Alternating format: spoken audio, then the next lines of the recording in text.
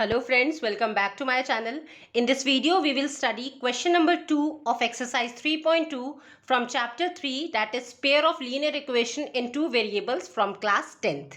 So question is, on comparing the ratios a1 upon a2, b1 upon b2 and c1 upon c2, find out whether the lines representing the following pairs of linear equations intersect at a point, are parallel और coincident. तो आपको question में क्या बोला है कि जो lines represent करती हैं, आपको गिवन लीनियर इक्वेशंस गिवन है, given pair of linear equations, दो लीनियर इक्वेशंस गिवन है, उनके रेशियोज को कंपेयर करना है a1 a2 b1 b2 and c1 c2, और उनको कंपैरिजन करने के बाद आपको बताना है जो लाइंस रिप्रेजेंट करेंगी उन लीनियर इक्वेशंस को, वो इंटरसेक्ट एट अ पॉइंट, मतलब किसी एक पॉइंट पे इंटरसेक्ट करेंगी, दैट मीन्स यूनिक होंगी, इंटरसेक्टिंग लाइंस होंगी, या पैरेलल होंगी या कोइंसिडेंट होंगी। तो फ्रेंड्स, मैंने आपको 3.2 के इंट्रोडक्शन में भी बताया था, कंप्लीट एक्सप्लेन किया था कि ग्राफिकली कैसे आप बता सकते हैं और रेशियोज को कंपेयर करके भी कैसे बता सकते हैं। तो आई सजेस्ट, अगर आपने अभी तक इंट्रोडक्शन वीडियो नहीं देखा है तो आप प्लीज उसे एक बार वॉच करें, सो दैट आपको ये क्वेश्चन बहुत ईजिली हो जाएंगे। तो यहाँ पर देखिए, ये था relation between a1 b1 c1 and a2 b2 c2। क्या है ये a1 b1, मतलब फर्स्ट लीनियर इक्वेशन है। एक्चुअली दोनों लीनियर इक्वेशन सेम ही है, ax plus B Y plus C, बस हमने दोनों के कोफिशिएंट्स को डिफरेंट रखा है सो दैट सेम ना लगे। तो इसलिए फर्स्ट इक्वेशन में हमने लिया, मतलब this is general form, a1x plus b1y plus c1 equal to 0, और सेकेंड है a2x plus b2y plus c2 equal to 0। तो जो भी आपको इक्वेशंस गिवन होंगी, सबसे पहले आप इन जनरल लीनियर इक्वेशन से कंपेयर करेंगे। कंपैरिजन करने के बाद आपके पास कोफिशिएंट्स आ जाएंगे, मतलब a1 कोफिशिएंट है x का फर्स्ट इक्वेशन में, b1 is coefficient of y in first equation and c1 is constant in first equation. Likewise a2 b2 c2 ये आपके कोफिशिएंट्स एंड कांस्टेंट है सेकंड इक्वेशन में। तो सबसे पहले इनकी वैल्यूज आप निकाल लेंगे कंपैरिजन करके गिवन लीनियर इक्वेशन से। तो उसके बेसिस पे थ्री लाइंस आ रही हैं। कैसी है? फर्स्ट है इंटरसेक्टिंग लाइंस। इंटरसेक्टिंग लाइंस जैसे आपको बताया था, किसी एक पॉइंट पे इंटरसेक्ट करती हैं, और इसको अगर आप कंपैरिजन करें, मतलब इससे जब आप a1 a2 सब निकाल लेंगे, तो a1 upon a2 is not equal to b1 upon b2। अगर ये कंडीशन आ रही है दोनों के कोफिशिएंट्स, मतलब आप c1 अपॉन c2 तक तो पहुंच ही नहीं रहे हैं। अगर फर्स्ट उसमें a1 अपॉन a2 की वैल्यू डिफरेंट आई पुट करके b1 अपॉन b2 की डिफरेंट आई, that means both are unequal. So वो कैसे सोल्यूशन हो गया? Unique solution, right. और यूनिक सोल्यूशन को हम कंसिस्टेंट भी कहेंगे। कंसिस्टेंट आपको बस ये याद रखना है, जिस इक्वेशन से हमें सोल्यूशन मिलता है वो कंसिस्टेंट होते हैं, और जहां हमें सोल्यूशन नहीं मिलता है वो इनकंसिस्टेंट है। अब यूनिक सोल्यूशन में एक पॉइंट पे तो इंटरसेक्ट करेंगे ना वो, सो दैट मीन्स वो आपका यूनिक सोल्यूशन होगा, और सोल्यूशन मिल रहा है तो वो कंसिस्टेंट भी होगा, राइट। नेक्स्ट आपका बताया पैरेलल लाइंस के लिए। पैरेलल लाइंस की कंडीशन है a1 upon a2 equals to b1 upon b2 but not equals to c1 upon c2। तो यहाँ पे पहले दोनों तो इक्वल आने चाहिए, बट वो थर्ड के इक्वल नहीं है कांस्टेंट की। जैसे सपोज आ गया 1/2 और ये आ गया 1/3, तो दोनों 1/2 इक्वल हो जाएंगे, बट वो not equals to a third which is 1/3। So ऐसे केस क्या होते हैं? Parallel lines. और पैरेलल लाइंस का ऑफ कोर्स नो सोल्यूशन आएगा, बिकॉज पैरेलल लाइंस है, दैट मीन्स वो कहीं मीट ही नहीं करेंगे, और मीट नहीं करेंगे तो वो सोल्यूशन नहीं होगा, और अगर सोल्यूशन नहीं होगा दैट मीन्स वो इनकंसिस्टेंट होंगे, बिकॉज सोल्यूशन होता है तो कंसिस्टेंट है, सोल्यूशन ही हमें मिल नहीं रहा है तो वो इनकंसिस्टेंट होते हैं, राइट। और लास्ट होता है आपको कोइंसिडेंट लाइंस। कोइंसिडेंट लाइंस में क्या होता है? एक लाइन दूसरे लाइन के ओवरलैप कर जाती है, ऊपर आ जाती है।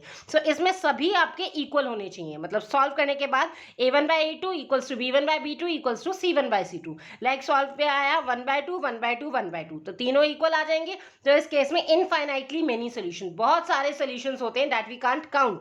अब सोल्यूशन तो मिलते हैं ना, तो सोल्यूशन मिल रहा है, दैट मीन्स कंसिस्टेंट। सो ये आपको याद रखना है, ये आपका है जब हम ग्राफ पे प्लॉट नहीं करते, सिर्फ आप कोफिशिएंट्स को देख के आपको बताना है कि लाइंस कैसी हैं और सोल्यूशन कैसे हैं। सो देखिए, इन ये जो आपके आइडेंटिटी हैं जो मैंने ब्लॉक में कर रखे, इनको देख के आप लाइंस भी बता सकते हैं, लाइंस कैसी होंगी, इंटरसेक्टिंग, पैरेलल, कोइंसिडेंट। आप सोल्यूशन भी बता सकते हैं, यूनिक, नो और इनफाइनाइटली मेनी सोल्यूशन। और आप लाइंस कंसिस्टेंट है या इनकंसिस्टेंट है वो भी बता सकते हैं।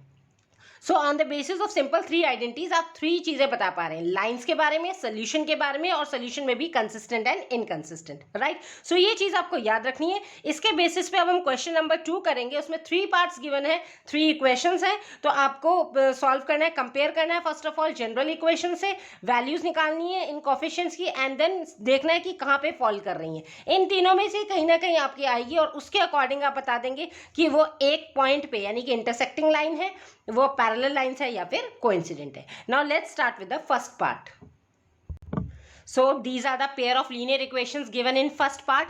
तो फर्स्टली आप क्या करेंगे, फर्स्ट लीनियर इक्वेशन को कंपेयर करेंगे जनरल से। So on comparing with first है आपकी a1x plus b1y plus c1 equals to 0, मतलब जनरल इक्वेशन से कंपेयर किया तो हेयर a1 की वैल्यू क्या है, x का कॉफिशिएंट, x के साथ जो टर्म लगी हुई है वो कंप्लीट a1 है, और आप इसमें साइन भी चेक करेंगे। ये तो पॉजिटिव का 5 है तो a1 is 5, b1 is y के साथ लगा है माइनस का 4, and c1 that is constant is 8, right. Likewise आप यहाँ पे a2 b2 c2 निकाल लो, और इसको आप कंपेयर करेंगे दूसरी इक्वेशन को।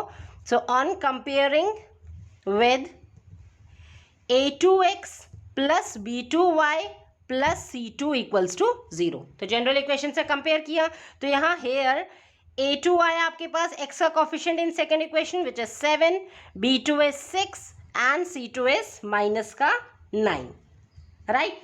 तो अब हम क्या करेंगे, इनकी वैल्यूज निकालेंगे, मतलब a1 upon a2, b1 upon b2 and c1 upon c2, तीनों आप फाइंड आउट करके देख लें और फिर इनके आंसर्स को कंपेयर करेंगे। So now a1 upon a2, a1 is 5 upon a2 is 7, तो सॉल्व करके आया 5/7।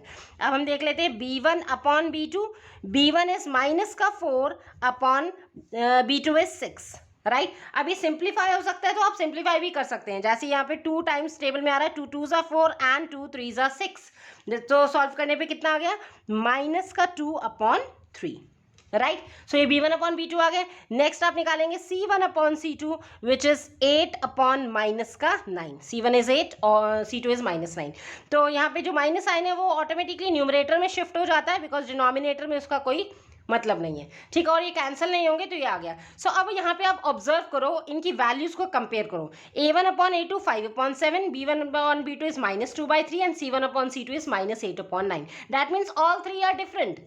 तो यहाँ पे आप देखेंगे, see here a1 upon a2 is not equals to b1 upon b2। अब पहले ही स्टेज पे, मतलब फर्स्ट ही उसमें आपका नॉट इक्वल टू आ गया, तो हमें c1 अपॉन c2 चेक करने की भी नीड नहीं है, बिकॉज तीनों में अगर जो आपकी पैरेलल लाइंस है उसमें क्या है, a1 upon a2 equal to b1 upon b2 आता है, तब हम चेक करते हैं क्या वो नॉट इक्वल टू है c1 अपॉन c2 के। मेरे यहाँ पे तो पहले ही उसमें ये नॉट इक्वल टू आ गया, तो यानी कि जब ये दो not equal to, first case होएगा आपके पास इंटरसेक्टिंग लाइंस का, दैट मीन्स वो यूनिक सोल्यूशन होगा। अब यहाँ पे आपसे पूछा गया लाइंस कैसी हैं, तो इंटरसेक्ट हो रही है एट अ पॉइंट, ठीक है। So intersect at a point that means intersecting line. So now you will write hence line. Thus given equations, ये जो दो गिवन इक्वेशंस है इंटरसेक्ट हो रही है एट अ पॉइंट और these are intersecting lines. So very simple, बस आपको ये फॉर्मूला याद रखना है। सॉल्व करने के बाद ये कंपेयर करो तीनों वैल्यूज को, किस उसमें आ रहा है तो वो आपका कंक्लूड कर देंगे। सो ये फिर हेंस लाइन लिखना है, right. Now moving on to second part. So these are the pair of linear equations. First step is compare करेंगे जनरल इक्वेशन से। So on comparing with a1x plus b1y plus c1 equal to 0, first equation को इससे compare किया तो here a1 is equals to coefficient of x यानी कि 9, b1 is coefficient of y which is 3 and c1 is constant which is 12, all are positive, right. अब second equation को compare करेंगे। So on comparing with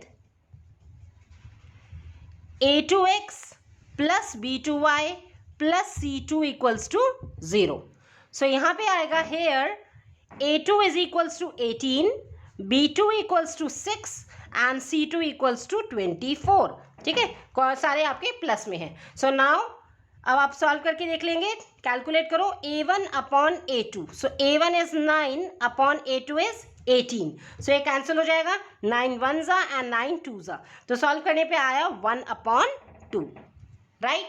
Now next is B1 upon B2. B1 is 3 and B2 is 6. Again ये आपका cancel हो रहा है, 3 1s are 3 and 3 2s are 6. So ये आ गया 1 upon 2. ओके एंड आप C1 अपॉन C2 निकालेंगे तो C1 upon C2 is C1 is 12 whereas C2 is 24. सो ये भी कैंसिल हो रहा है, 12 1s are 12 and 12 2s are 24. So equals to कितना हो गया 1 अपॉन 2.